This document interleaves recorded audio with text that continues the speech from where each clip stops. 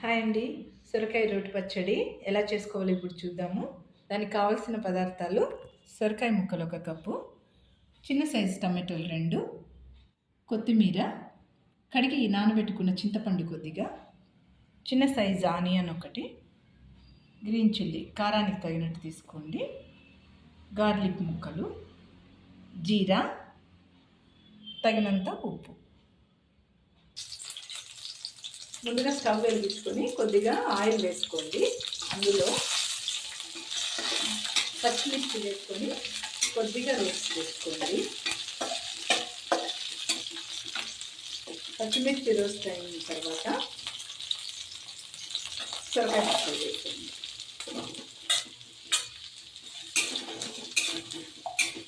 ఈ సొరకాయ ముక్కలు కొద్దిగా బాగా మగ్గనివ్వాలి.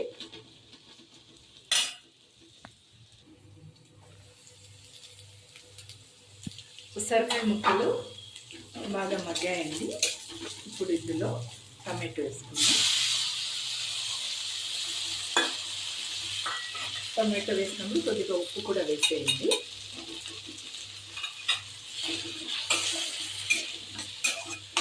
రెండు నిమిషాల సేపు ఈ టమాటోలని ఇందులో బాగా మగ్గనివ్వండి. టమాటోలు బాగా మగ్గాయి. ఇప్పుడు నానబెట్టుకున్న చింతపండుని కూడా వేసి 1 నిమిషం సేపు చింతపండుని కూడా మగ్గనివ్వాలి. చింతపండు కూడా బాగా మగ్గిందండి. ఇప్పుడు స్టవ్ ఆఫ్ చేసి దీన్ని చల్లారనిద్దాము. ఇది చల్లారిందండి. ఇప్పుడు దీన్ని మిక్సీ జార్లోకి తీసుకొని గ్రైండ్ చేసుకుందాం. ఇప్పుడు ఇందులోకే కొద్దిగా జీరా,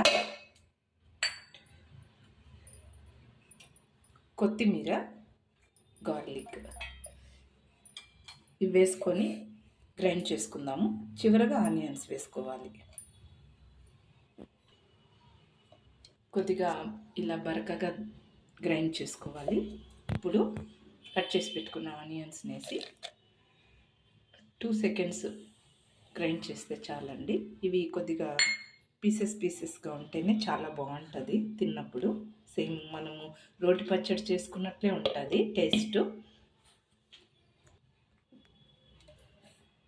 ఆనియన్స్ వేసాక ఇలా బరకగా అండి, ఆనియన్స్ పీసెస్గానే ఉండాలి.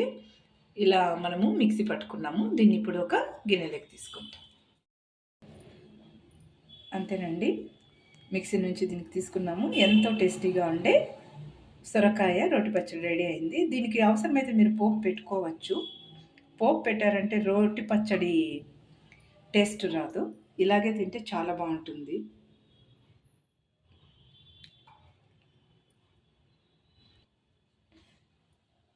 Thank you for watching.